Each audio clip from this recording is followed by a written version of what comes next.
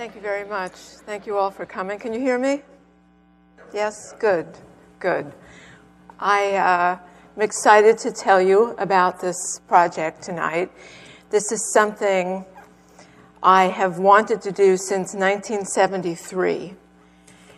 And I actually brought my inspiration. This is the February 1973 issue of Sky and Telescope. It was 90 cents.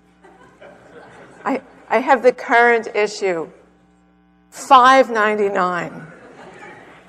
And so this was the 500th anniversary year of Copernicus's birth. And the article talked about how he was convinced to publish his radical idea, because it was something he had come up with as a relatively young man. And he told a few people about it early on by writing a letter in Latin to other mathematicians. And then people who were interested would copy that letter and circulate it. This was how scientists shared their ideas in an era before journals or other established means of communicating new theories. And in the letter, he promised that he would write a big book to explain why he thought the sun was at the center of the planetary system. Actually, he thought it was the universe. There was no distinction between the planetary system and the rest of the heavens. But then there was a great silence. 30 years went by, and the book was not forthcoming. And it took a visit from a very young man who found Copernicus and pushed him to publish. And it was that book that turned the universe inside out and that brought Galileo to trial by the Inquisition, and that today, if you go to buy a copy, they do come up for sale from time to time, but they cost upwards of $2 million now. So there's still interest in Copernicus's book. So this is what he's famous for. He never says why he had to do that. What gave him the idea to switch places between the Earth and the Sun? But once he did it, the planets lined up in order of their speeds. Before that, people didn't know the order of the planets. Because if the Earth is at the center and the Sun is somewhere out there orbiting the Earth, it really isn't clear what to do about Mercury and Venus. Whether they're in front of the Sun or beyond it, or one is before and the other is beyond. All of a sudden, he knew. And the way the speeds of the planets decreased with their distance from the Sun gave the sense that there was something about the Sun that had to do with their speeds. And this was really compelling at a time when people didn't think discoveries of that nature could be made. The most you could do as an astronomer was come up with a better way of calculating the planetary positions. You couldn't really discover anything about the heavens. So Copernicus's idea that he actually had discovered the construction of the universe was novel, even dangerous. Some people think that years ago, people didn't know the Earth was round, that we actually needed Columbus to sail west to get to the east to prove that the Earth was round. But this is a fiction. This is a story created by Washington Irving in the 19th century. People have always known the Earth is round, as far back as records go, because the stars that you can see change if you travel very far from north to south, the way they would around a round body. And when ships sail away, they disappear from the bottom up, and when they come back, they appear from the top down. And every now and then, this happens. This is a lunar eclipse, and at such times, the round shadow of the Earth is visible on the surface of the moon. So this was never a question. But the concept of the Earth's motion is a whole other story because, for one thing, it certainly doesn't feel like it's moving. And even if you, I'm not sure you can see this slide. This is the problem with the night sky in general now. There's too much light. So I have here a magnificent photo of the night sky where you can see the Milky Way in full glory. But even if you have that, no light pollution, perfect view of the heavens, how do you know the Earth is moving? There's really no way to tell. So it is a tough concept to get across. Nevertheless, people had this idea from an early time in history, as early as the 3rd century BC. And this, you'll indulge me, I hate those imagined images of what ancient Greek scientists probably looked like. So this is the real Aristarchus. This is his crater on the moon. And he, as far as anyone knows, was the first to suggest that it would make a lot more sense to spin the Earth on an axis rather than have the whole starry heaven spin around the Earth every day, and to have the Earth move around the sun rather than think of the planets as sometimes stopping in their tracks and backing up. The concept that if you move the Earth around the sun, all of these strange behaviors will fall into a logical order. Unfortunately, Aristarchus's book about this disappeared in antiquity. And Copernicus probably did not know that Aristarchus had come up with a heliocentric universe first, because he would have loved to have the support of an ancient authority in presenting his idea. At his time, the goal was not to come up with something completely novel, but to rediscover and refine ancient knowledge. He had read other work by Aristarchus. He knew about Aristarchus's book on the size and distance of the sun and moon. But he seems not to have known about this. And Archimedes, who talked about moving the Earth, if you would give him a lever and a place to stand, he could move the Earth. That was different, though, a different kind of motion. But Archimedes summarized Aristarchus's idea of the heliocentric plan in his book, The Sand Reckoner. But that book was not translated into Latin and published until the year after Copernicus died. So very likely he thought he was the first. And here he is on his little sun-centered world.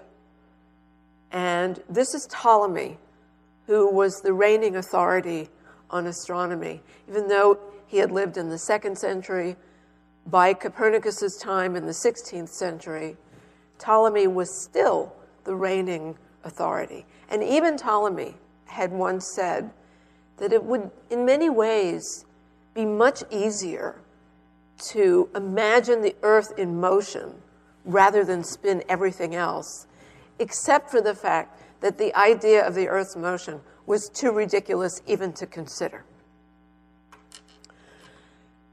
And one of the things Copernicus objected to with Ptolemy was some of his math, where he violated the principle of uniform motion in perfect circles. And this was what Copernicus was trying to fix when he worked on his own planetary theory. Islamic predecessors of his had raised the same complaint against Ptolemy, and they had solved it without having to switch places between the Earth and Sun. And Copernicus was aware of this work. He had spent a good part of his education in Italy, where manuscripts were coming in from all over the world, and he had certainly seen the work of this school of astronomers because he borrowed heavily from their math. And here he is in his iconic portrait. This is based on a self-portrait that was lost. And my idea was to write a play about the events that convinced him to publish his book. And although I'd never written a play, and certainly in 1973 when the idea occurred to me, it was daunting in the extreme. But the nice thing about getting older is that you get braver. And I got brave enough to do it. So let me tell you a little bit about Copernicus's background now. This is his family tree. He was one of 4 children. He was the youngest in his family, and he was orphaned at age 10. So he came under the care of his mother's brother, who was a church canon, an administrator of the church. And so this uncle saw to the education of the 2 boys. The girls, he put one of them in a convent, and the other was old enough to get married. But the boys, he certainly wanted to give the best possible education. And he sent them to his alma mater, the Jagiellonian University in Krakow. Copernicus lived in a German-speaking part of Poland, and probably German was his native tongue, not Polish. But he was a subject of the King of Poland. And at the university, you can see this statue of him as a young man. And as the statue indicates, he is already interested in astronomy. And this is certainly true, because a book that he made for himself when he was a student still survives.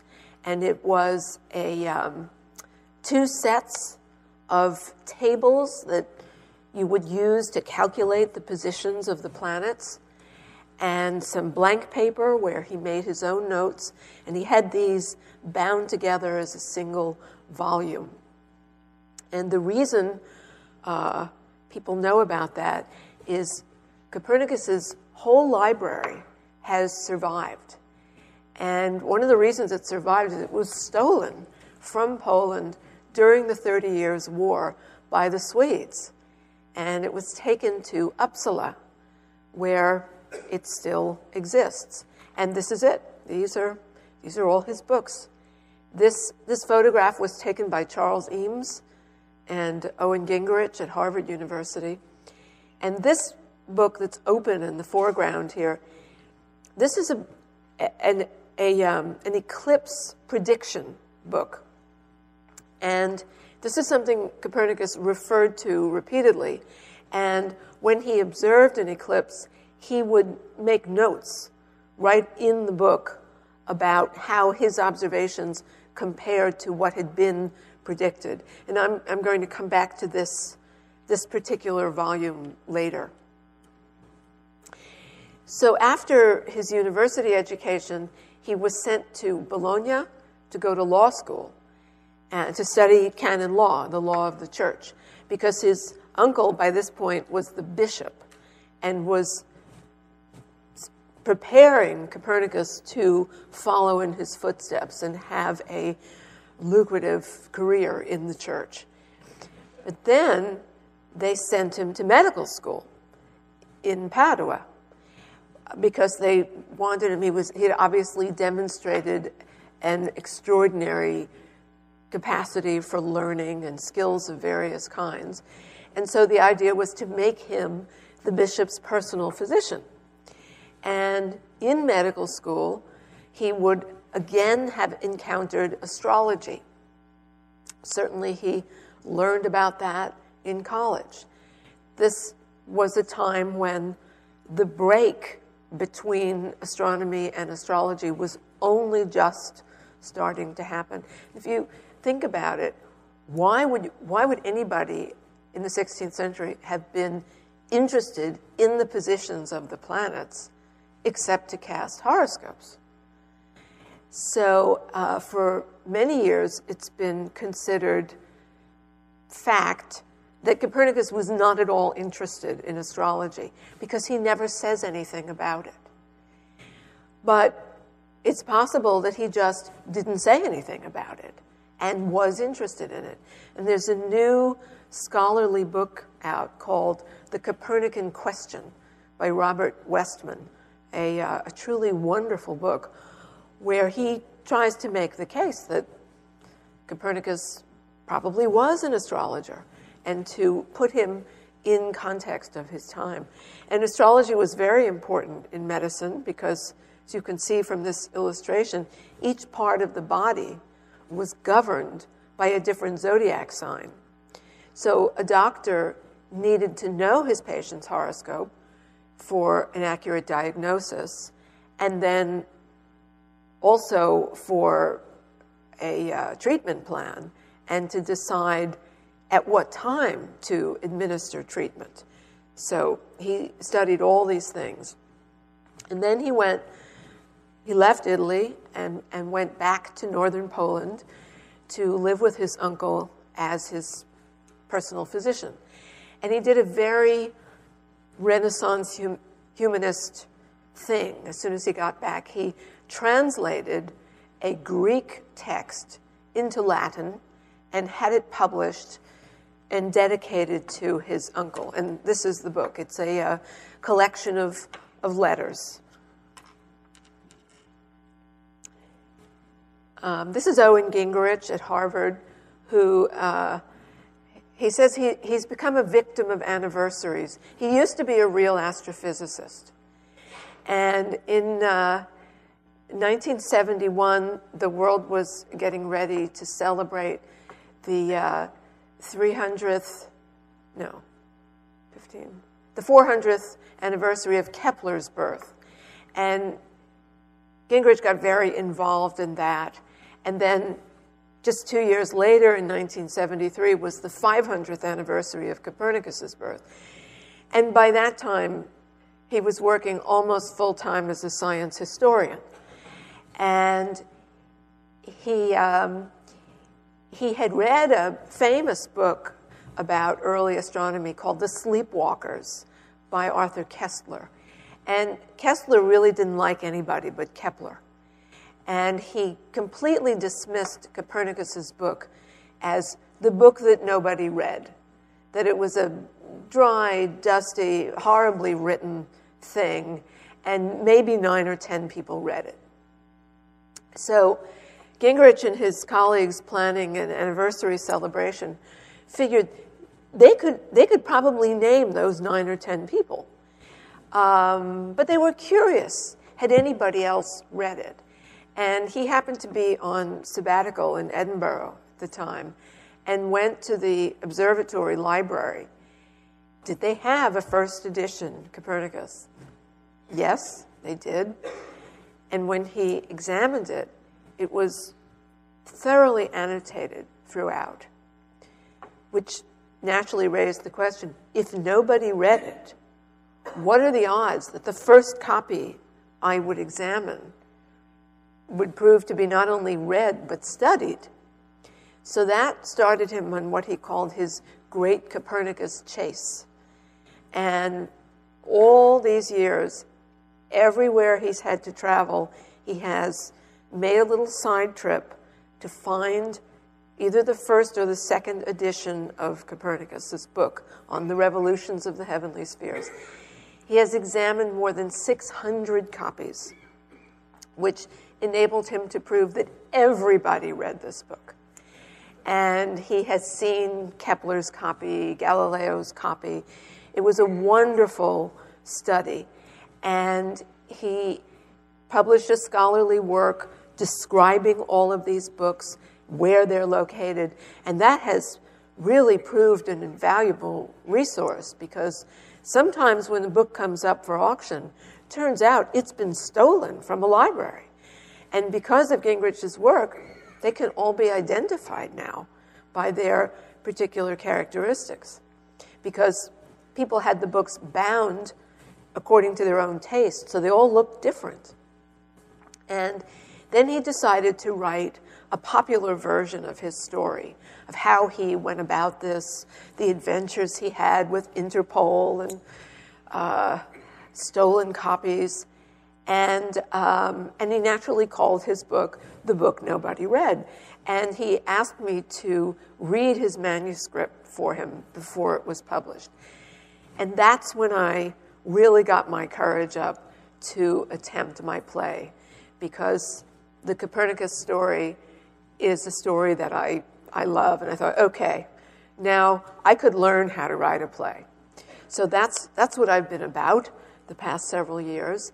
And of course, I wanted to go to Poland as part of my immersion in the material, because the actual Copernicus material is terribly thin.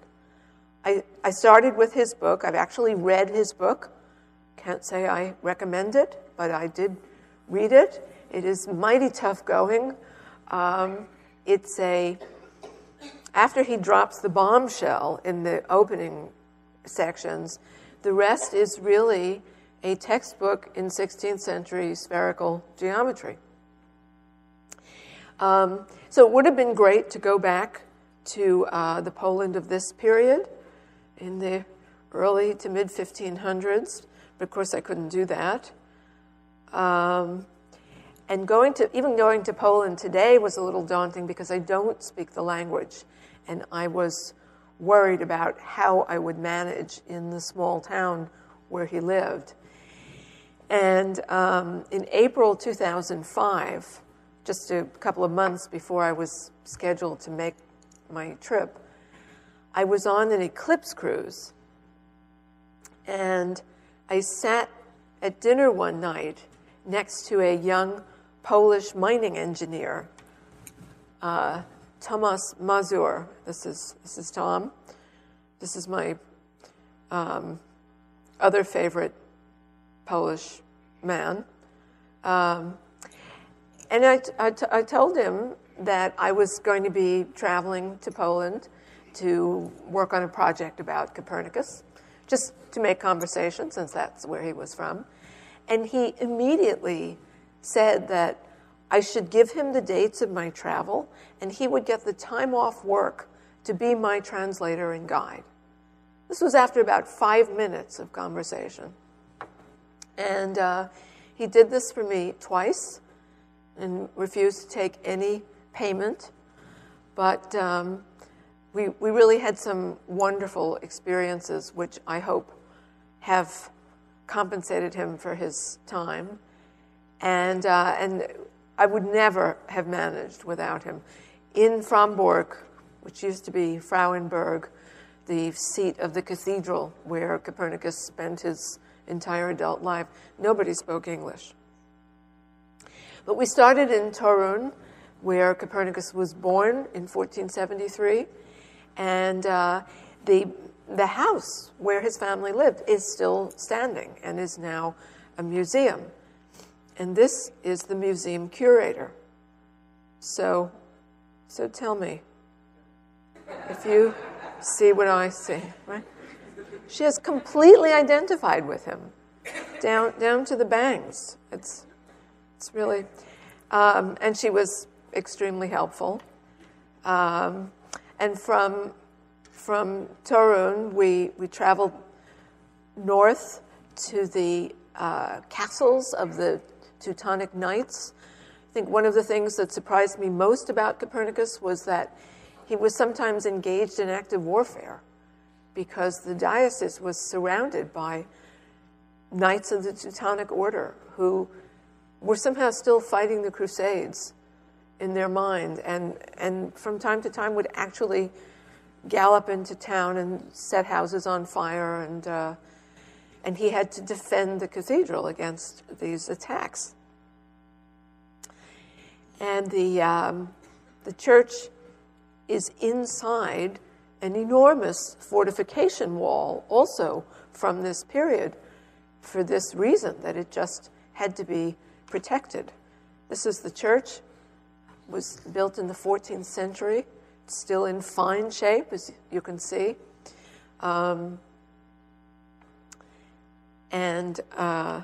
Inside are some treasures that date back to his day. This is one of them. It's part of a Pentateuch,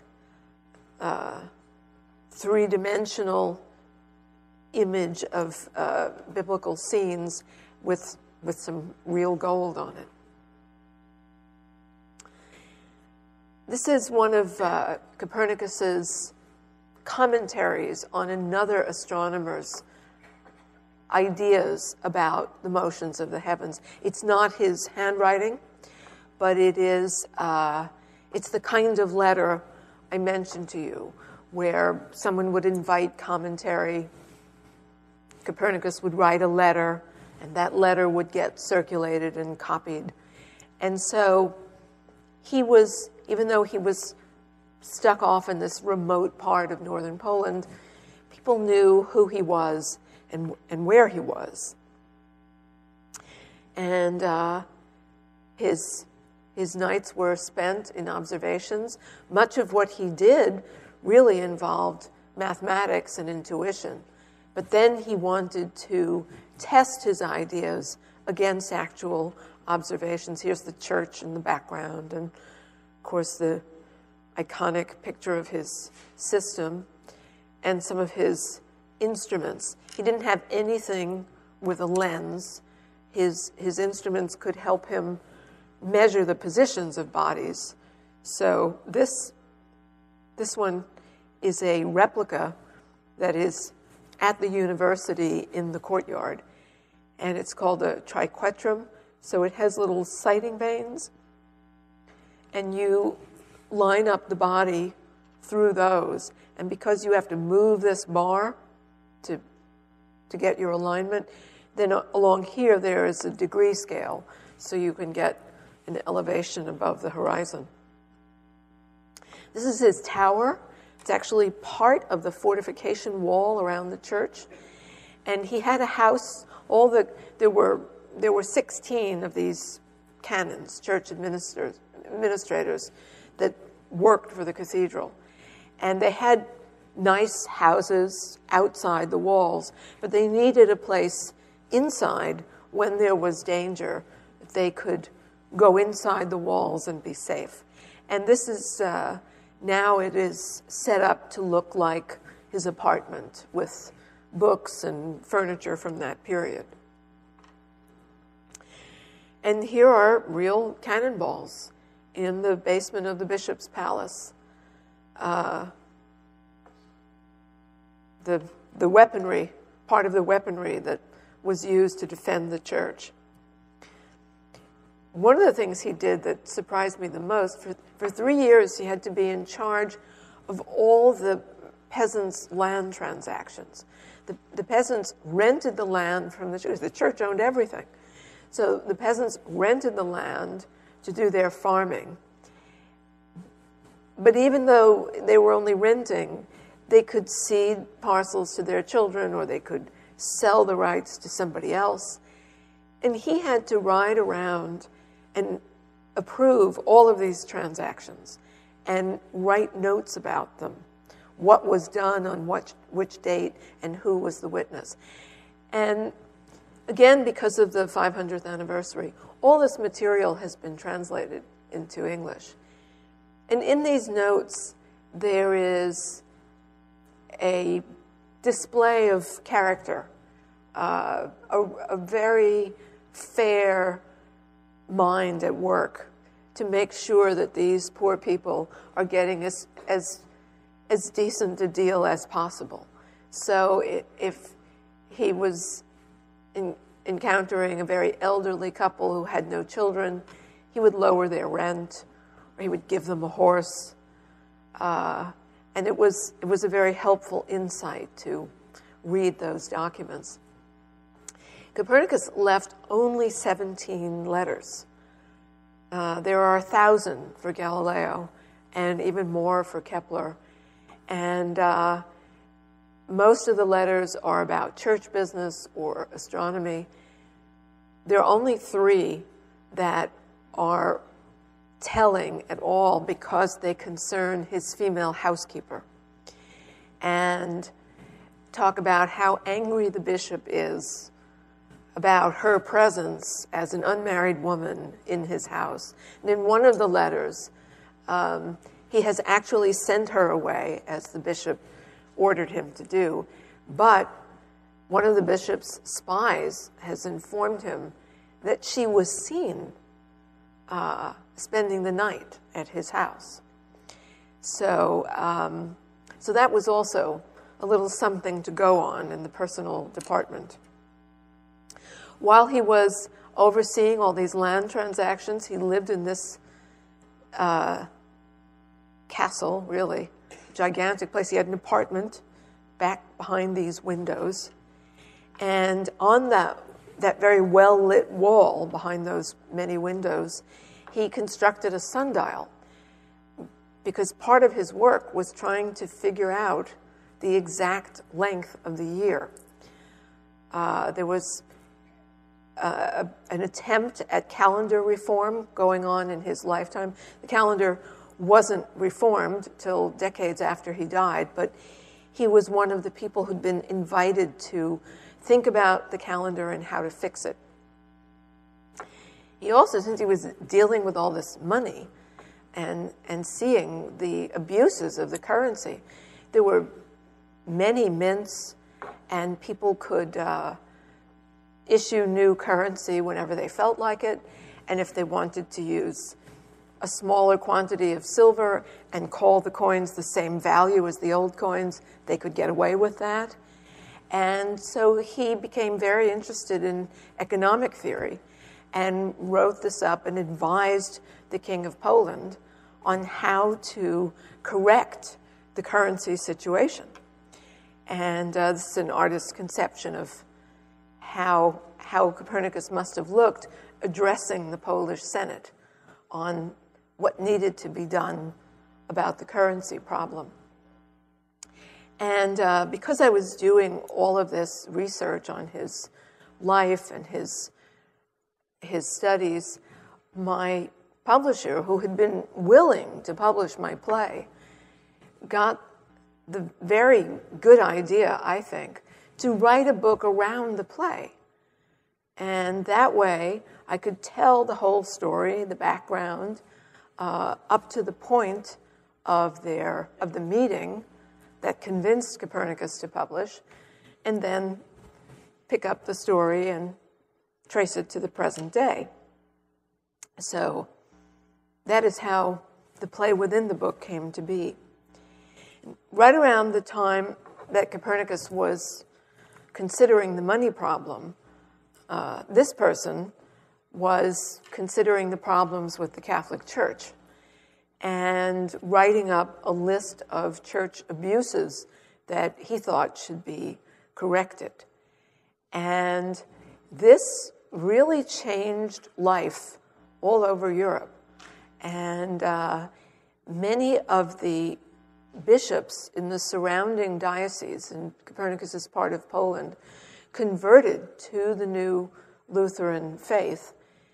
And in Copernicus's diocese, the bishop became so paranoid that he banished all the Lutherans, burned their books, made them leave town, and made it a law that no Lutherans could come in.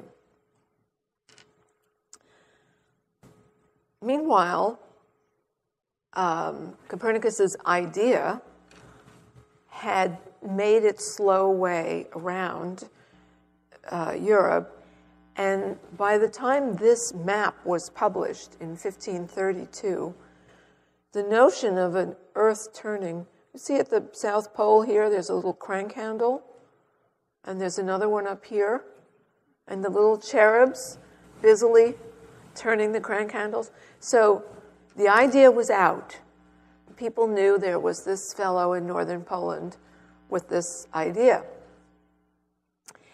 And the young German genius, who was a professor of mathematics at Luther's own university in Wittenberg, decided to go visit Copernicus to learn more about this theory.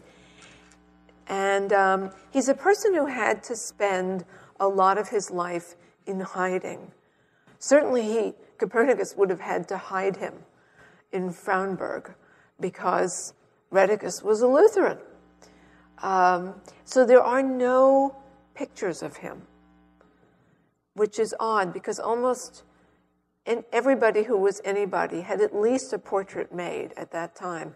And Rheticus became a very well-known mathematician, wrote numerous books, but there's no image of him. This is a British theater student who decided to make himself a Rheticus costume and put it on the internet. And it's really good. You know, this is exactly what Rheticus would have worn. And he probably was about that age, maybe the same coloring. So it's the best I could do. And Rheticus was definitely an astrologer. He is on record as doing that. And one of the arguments for Copernicus as having been an astrologer also is that these two people became serious collaborators. One of the first things that Rheticus did to convince Copernicus to publish was to write his own summary of Copernicus's idea, which he wrote as a letter to a mentor of his. And this is it. It was called the First Report. Excuse me. Nothing like coughing into the microphone. And it is couched in astrology terms. And Copernicus would have been aware of that and must have given at least tacit approval. So this is one of Robert Westman's arguments for Copernicus as having also been an astrologer, even if he never made forecasts or cast horoscopes. So when this book appeared, the world did not explode, and Copernicus took heart and agreed to work on the book and get it into publishable shape.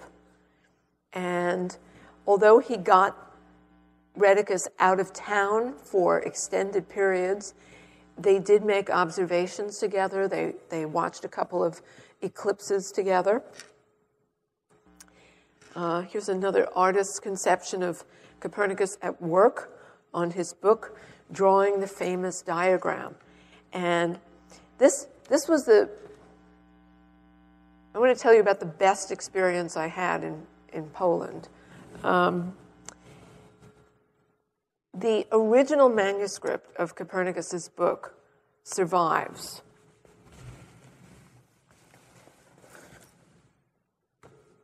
This is not it.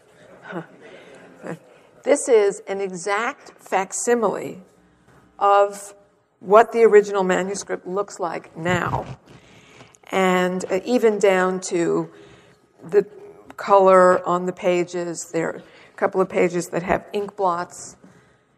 Everything was reproduced exactly for the 500th anniversary. So a limited number of these were printed and put up for sale.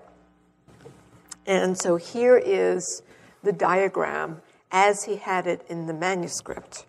And you can see how he wrote around the diagram. His handwriting is beautifully small and neat.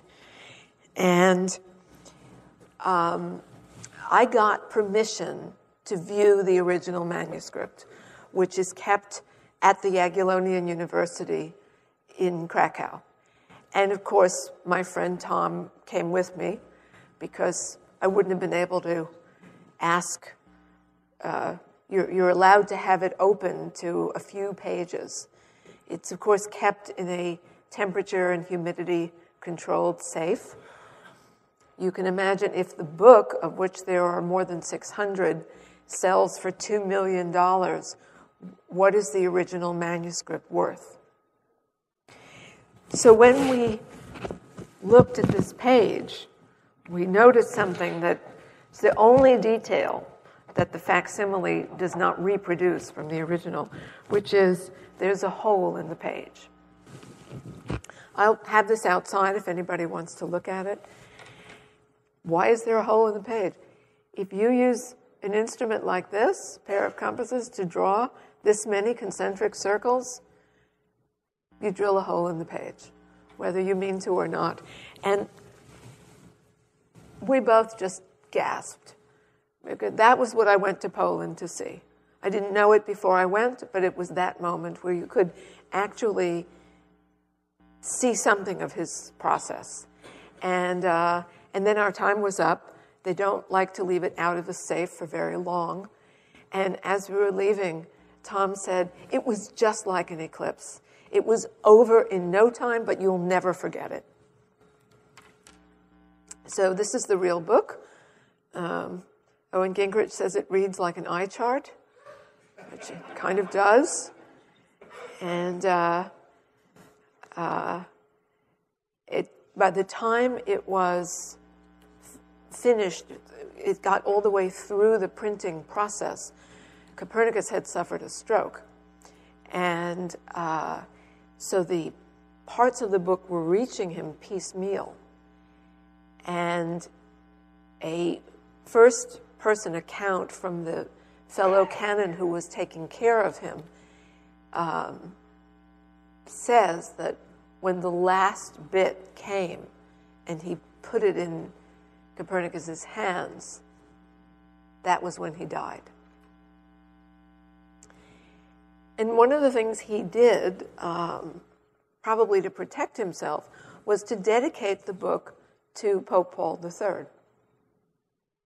This is a famous painting by Titian, and it was actually painted in May of 1543 at the very time Copernicus was dying. And he says in the dedication that the scorn that he had to fear in publishing this book almost made him put the work aside. And that what he most worried about was that people who didn't understand the technical details would seize on some passage from the Bible to argue with him and discredit him. And by dedicating the book to the Pope, to the highest authority in that regard, he hoped to show that he had done nothing irreverent, he had nothing to fear, and that he would hope to have the Pope's protection. And it's unlikely that the Pope read the book. The Pope was another person who was a believer in astrology. He had a personal astrologer he brought with him to Rome. He also had several illegitimate children. Those were different times.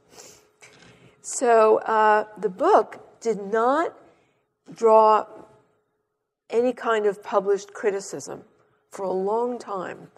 There were papal advisors who disliked it intensely and wrote critiques of it, but these were not published.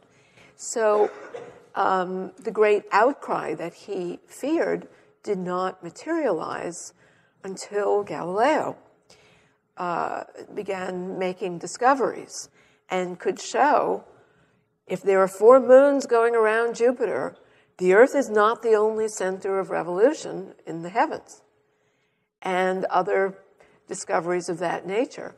And because of Galileo's active public defense of Copernicus, the church took a serious interest. Before that, this is a book written in Latin, densely mathematical, obviously intended for a scholarly audience.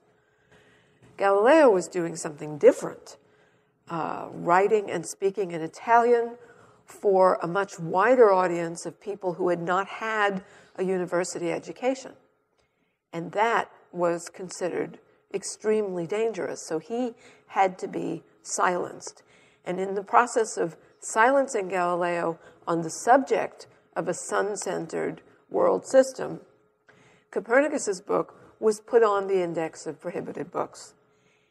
It could not really be banned because it had proved very useful in the calendar reform, and it was a book that had been read by all the Vatican astronomers, and probably a thing that had protected it all along was an anonymous note to the reader that had been inserted during the proofreading process. Rheticus was supposed to proofread the book, but he got a good job offer partway through and turned it over to somebody else. Somebody who had been a priest, but a Catholic priest, but had converted to become a Lutheran minister, and who had actually been in correspondence with Copernicus while he was working on his book, and who had advised him not to present the sun-centered system as any kind of fact, but just as another way of thinking about how to do the math. And Copernicus hadn't listened to him. So now, this same person, Andreas Osiander, is in charge of the proofreading. So he inserted his own anonymous preface that tells the reader, don't take any of this too seriously. It's just a way of conceptualizing the heavens, because astronomy cannot provide any real facts. The only way you can know the truth is by divine revelation. So anybody seeking the truth in astronomy will leave this subject a bigger fool than when he entered it. That would have been the first thing you read after the title page. And that probably served as protection also. But once Galileo was told to stop talking about these things, in 1616, the book went on the index with the status of suspended until corrected. So that meant it took 4 years for the corrections to be issued. But at that point, if you owned the book, you had to make the corrections in it. And it's interesting to see that pattern. This was another thing Gingrich discovered through his research. Galileo made the corrections in his copy, and everybody outside of Italy did not bother. There were no consequences. So on it went. And by Galileo's time, word was out about who had put in this anonymous preface, and people passed that down in their annotations, who had written it. And so the book stayed on the index in this category of suspended until corrected until 1835. Now we all accept the fact that the Earth moves.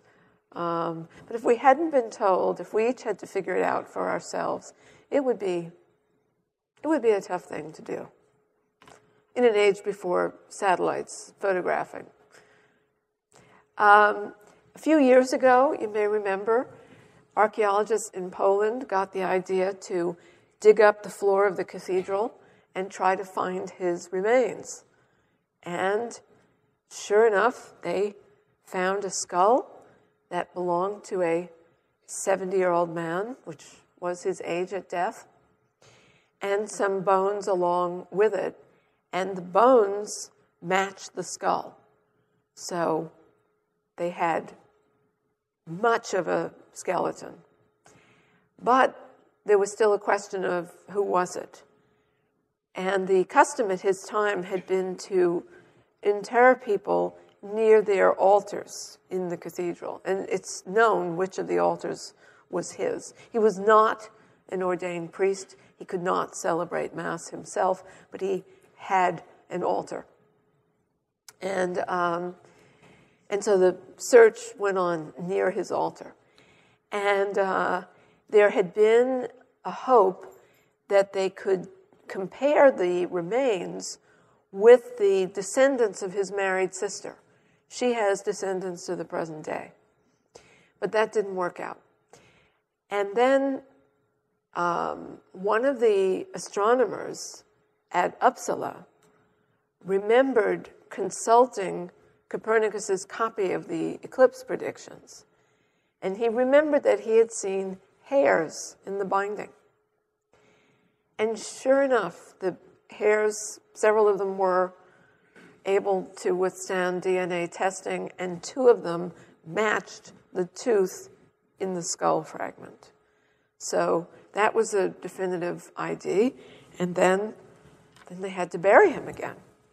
And he had a big fancy funeral with the primate of Poland officiating in the same church, and has a new, very impressive memorial there.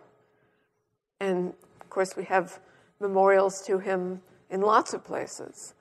This is the statue in front of the Adler Planetarium in Chicago, a gift from the Polish community of Chicago, because I'm not sure it's still true, but at the time there were more Polish people in Chicago than anywhere in the world outside of Poland. And he is thought of today as the person who gave us a lesson in humility by removing us from the center of the universe. But at his time, nobody really saw it that way. The Earth at the center was not a privileged place, but a fallback place. Because in Aristotle's idea about the universe, the Earth was made of things that changed and died and decayed. And everything was made of the 4 elements: earth, water, fire, and air. But the heavens were perfect and eternal and all completely made of ether.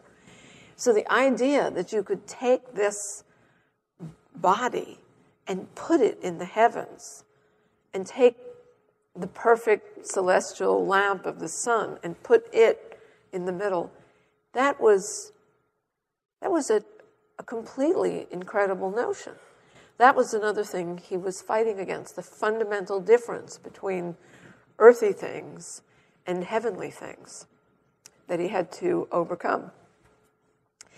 And but we certainly have been diminished. I mean, we know we're not the center of the solar system, or of the galaxy, or of the universe, and that in fact everything we can see of the universe is maybe only 4%, which is a mighty big diminishment.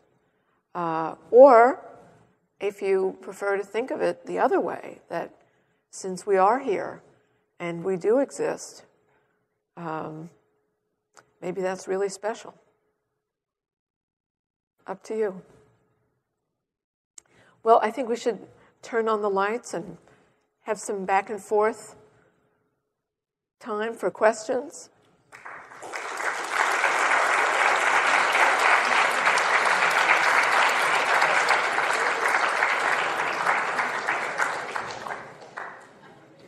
Before we go for questions, somebody lost their cell phone. Please come forward. Dear. And as you leave, I would ask you to maybe sign up the list of presents. just to help us support this very nice lecture series and have people like Dava Sobel come and talk to us. Thank you. So, questions? Questions? Yes.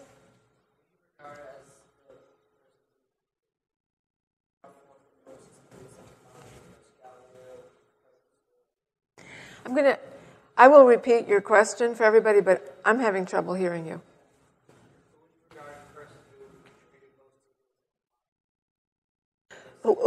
Who contributed most to the heliocentric model? Copernicus, Galileo, or Kepler? Was that your question?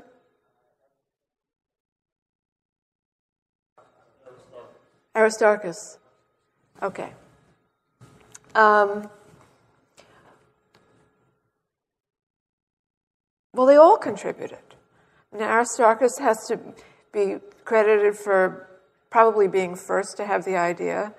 Copernicus first to really put it in a complete system to show how all the motions work together. Before that, astronomers' calculations considered the various bodies separately and differently. They didn't have a systematic idea. Even the term solar system didn't come into use till the 1700s. So Copernicus was certainly important. Galileo was important because his discoveries were the beginnings of a proof.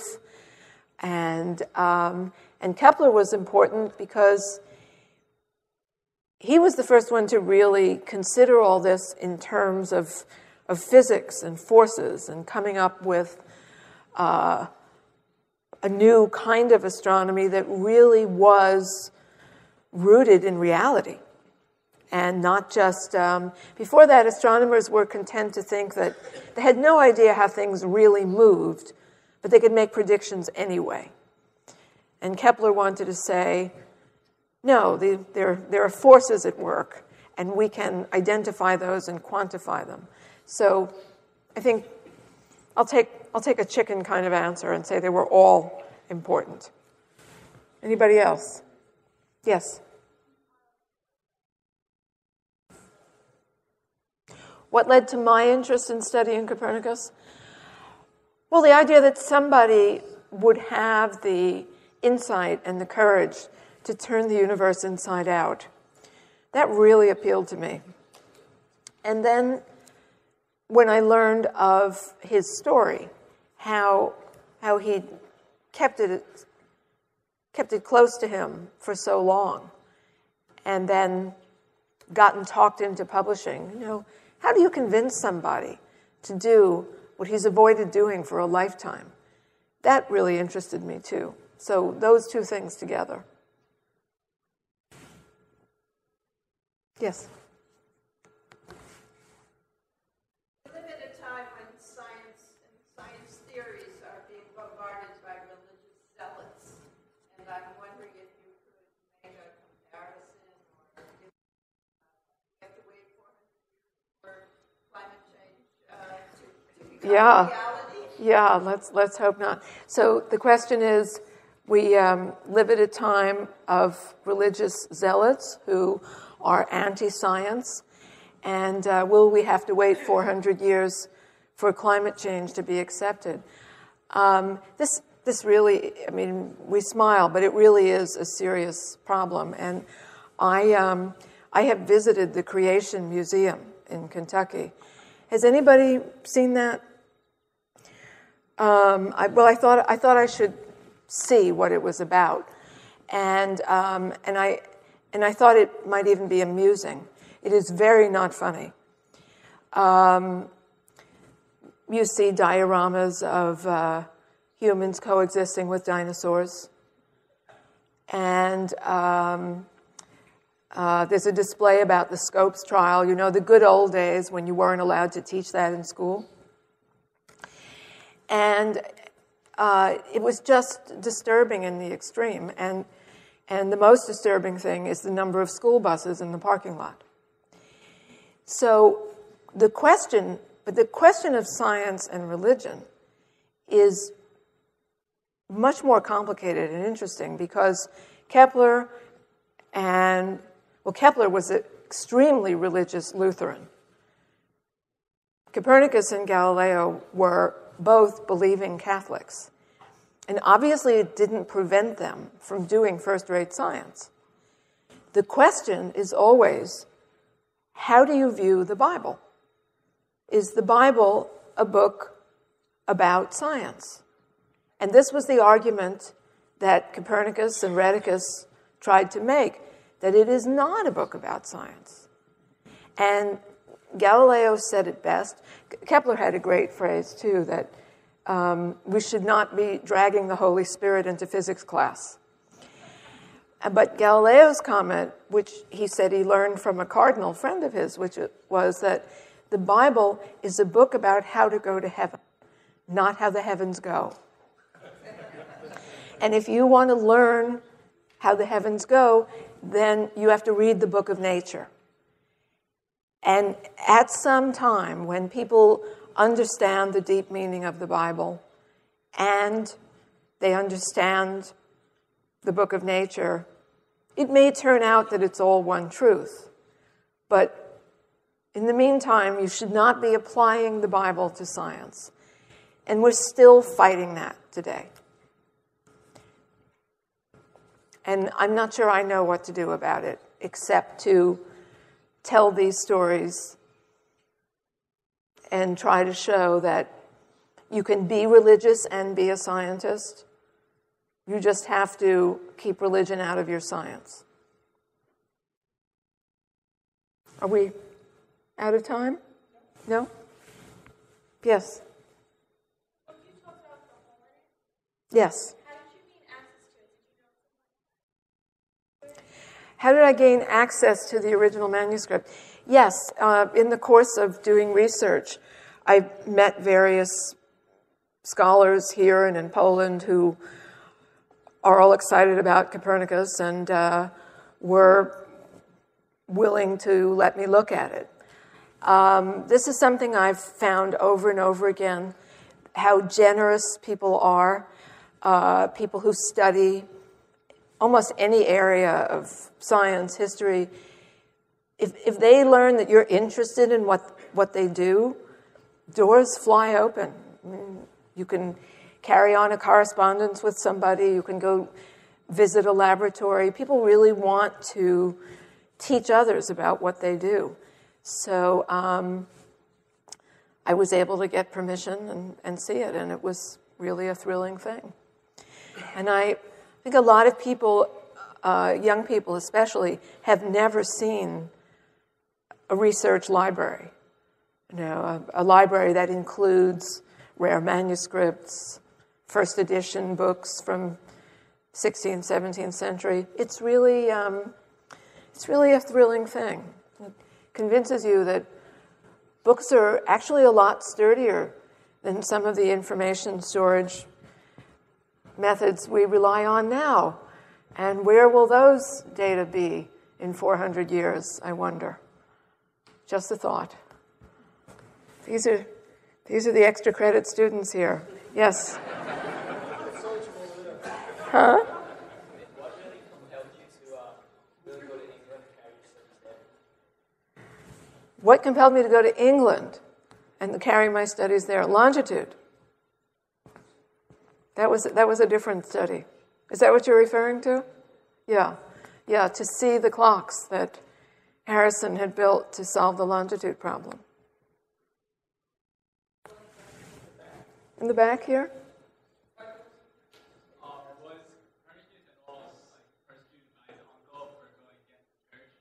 Was Copernicus persecuted by his uncle for going against the church?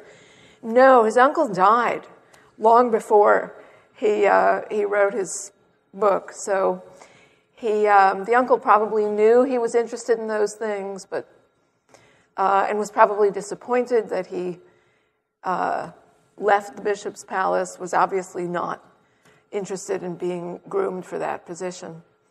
But he didn't get any kind of church objection. His own bishop even volunteered to write a poem for the opening pages of the book, which wound up not being used there, but he did write verses for him. And Copernicus had another very close friend who was the bishop of the neighboring diocese, who was one of the people who pushed him for years trying to convince him to publish, and he just couldn't get over his fear. So in his lifetime, he didn't get any kind of criticism or ever feel thwarted by people higher up in the church than he. One last question.